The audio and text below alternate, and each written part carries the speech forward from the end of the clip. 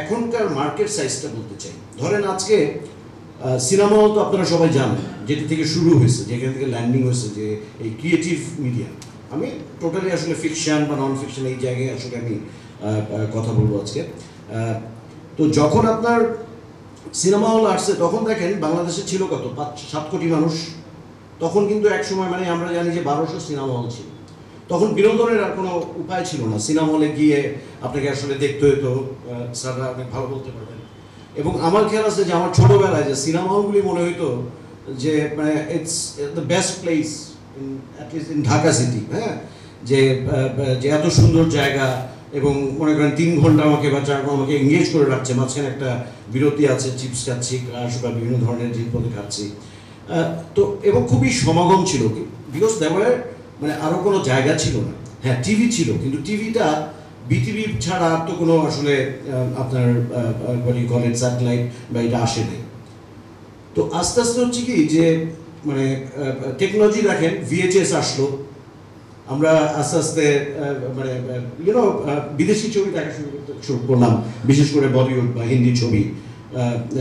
তারপরে আস্তে আস্তে কি হলো যে স্যাটেলাইট টিভি আসলো, আমরা হয়তো একটু শিফট করলাম। এবং আমাদের দেশে যেহেতু ইনস্টিটিউশন ছিল না বলে যারা আসলে সিনেমা বানাইতে যাইতো তারা আসলে টিভির দিকে আসলো, কারণ এখানে আসলে মানে ভলিউমটা একটু বেশি, মানে কাজ পাওয়া যাচ্ছে আর কি, মানে অনেকগুলি করা যাবে। সিনেমা তো একটা বানাইতে আসলে 2 বছর লাগে বা 1-1.5 বছর লাগে, সেটাতে খুব টাফ টু একটা ক্যারিয়ার আসলে নির্বাহ মানে মেনটেন করা আর কি। তো এই কারণে আমার মনে হয় যে সব মানে আমাদের সবচেয়ে ট্যালেন্টেড লোকজন যাদের সিনেমা আসার কথা ছিল তারা সব না কেমন জানি স্যাটেলাইট টিভিতে ঢুকে গেছে।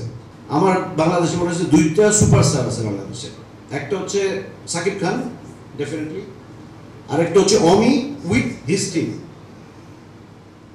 তার মানে ধরেন অমির যে একটা টিম বানাইছে ব্যাচেলার পয়েন্ট থেকে, এই টিম আর সাকিব খান, এই দুইজন হলো মানে আমি বলছি যে মানে দুইজনকে আমরা সুপারস্টার বলতে পারেন, যে এরা যদি থাকে আপনার এটা শিওর শট। মানে সবসময় হয়তো হয় না, মানে এটাও ঠিক আছে, কারণ ওই যে বললাম এখানেই মেকার আসে, এখানেই আরো অনেক অনেক ইকুয়েশন বা আরো অনেক মানে আমার মনে হয় যে ফ্যাক্টরস বা যে জায়গা আছে আর কি।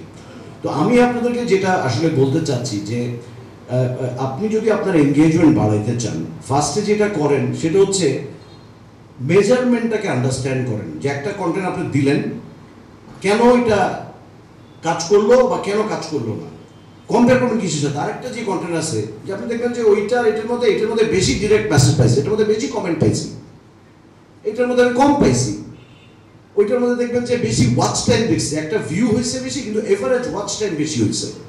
সো আপনি কিন্তু নিজেই এক ধরনের জাজ করতে পারবেন কেন হয়েছে, কি জন্য হয়েছে।